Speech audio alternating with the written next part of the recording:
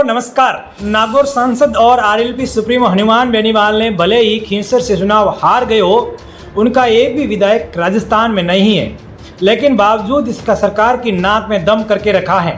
और अब तो हनुमान बेनीवाल ने सीएम भजनलाल शर्मा और वसुंधरा राजे को लेकर कुछ ऐसा बोल दिया कि राजस्थान की सियासत में तूफान मच गया है। जी हाँ दोस्तों, तो चलिए जानते हैं आखिर हनुमान बेनीवाल ने कौन सा तूफान खड़ा कर दिया है। दोस्तों, राजस्थान में हनुमान बेनीवाल ने एक बार फिर से सीएम भजनलाल और वसुंधरा राजे को लेकर एक बड़ा बयान दिया है। हनुमान बेनीवाल ने वसुंधरा सरकार की तुलना भजनलाल के राज्य की की है। उन्होंने कहा है कि तब तक लोग कहते थे कि वसुंधरा सरकार में पोपाबाई का राज है, लेकिन अब हालत तो उससे भी बदतर हो गई है। असल में पोपाबाई का राज तो अब आ गया है। बेनीवाल ने कहा है कि हम लोकसभा में लोग कहते हैं कि राजस्थान और गुजरात का प्रांत है जहां के लोग लड़ नहीं सकते।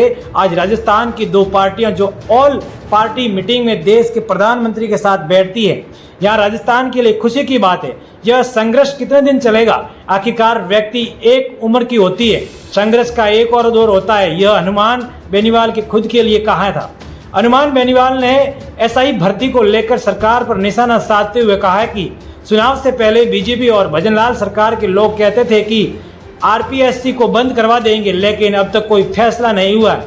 उन्होंने मांग की है कि एसआई भर्ती को रद्द किया जाना चाहिए और इस कोर्ट कचहरी में चक्कर नहीं काटना चाहिए। बेनीवाल ने आरोप लगाया कि एक मंत्री और अधिकारियों के गरीबों और लोगों को एसआई बना दिया गया है और उन्हें बचाने के लिए भर्ती को रद्द नहीं किया जा रहा है। उन्होंने यहाँ तक कहा है कि पूछताछ नोट में जो बातें सामने आई हैं उसका भी जल्द खुलासा हो जाएगा। विधानसभा में हुए हंगामे को लेकर भी बेनीवाल ने कांग्रेस पर कटाक्ष किया।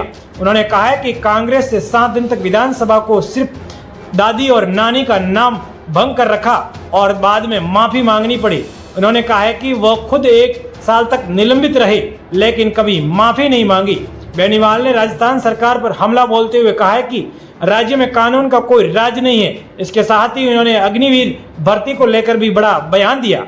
जोधपुर में हनुमान बेनीवाल ने कहा कि किसान आंदोलन में जिस तरह से पंजाब से किसान एकजुट हुए, उसी तरह अब अग्निवीर जवानों आंदोलन में राजस्थान का जवान एकजुट होकर बड़ा आंदोलन करेंगे। तो दोस्तों, ये सारे बयान हनुमान बेनीवाल के तेवर को भी तेज करते हैं। अब ये देखना होगा कि इस बार उनका ये हमला भजनलाल सरकार और वसुंधरा राजे के लिए नुकसानदायक साबित होगा या फिर हनुमान बेनीवाल के लिए नुकसानदायक साबित होगा।